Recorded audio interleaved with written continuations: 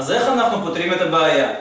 בשלב הראשון נטפל בשרירים מיישרים הארוכים של הצוואר, משני הצדדים. נעשה את זה באמצעות עיסוי עם כדור קשיח כנגד הקיר. את הכדור תמקמו בין השכמה לעמוד השדרה. אתם צריכים לעשות את האזור הזה. אני מזכיר, העיסוי צריך להתבצע משני הצדדים.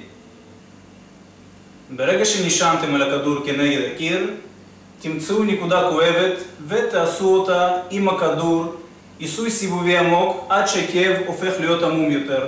לאחר מכן תחפשו נקודה כואבת ותמשיכו לעשות אותה עד שהכאב נחלש. את העיסוי יש לבצע לפחות 1.5 דקות על כל נקודה 3 פעמים ביום.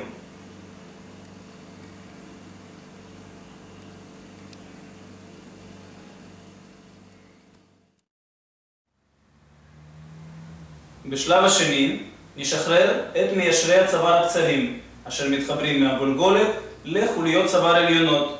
לצורך כך תניחו את הידיים מאחורי הראש ותרדו עם הגודלים למטה עד שתגיעו לשני שקעים. בשקעים האלה תמצאו נקודות כואבות ועם הגודלים תעשו אותם עיסוי סיבובי עמוק במשך 1.5 דקות 3 פעמים ביום. את העיסוי ניתן לעשות גם קצת גבוה יותר באזור הגולגולת.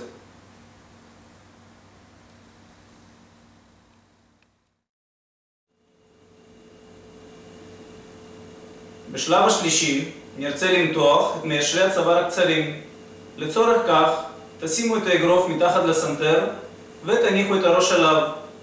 הראש רפוי. את היד השנייה תשימו על העורף ותמתחו את הראש קדימה ולמעלה. אתם צריכים להרגיש מתיחה קלה באזור בסיס הגולגולת והצוואר האחורי.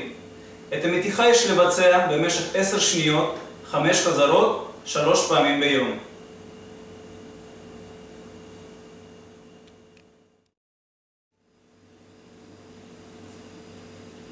בשלב המסכם נעשה תרגיל שמצד אחד מחזק את שרירים המייצבים של הצוואר ומצד שני גורם לשיפור יציבה ובכך תורם להפחתת הכאבים באזור הצוואר והכתפיים.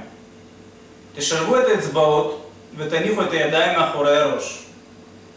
תכניסו את הסנטר פנימה.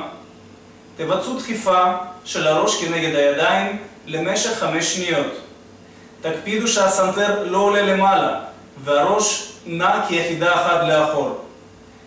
תבצעו את התרגיל 10 חזרות פעמיים ביום.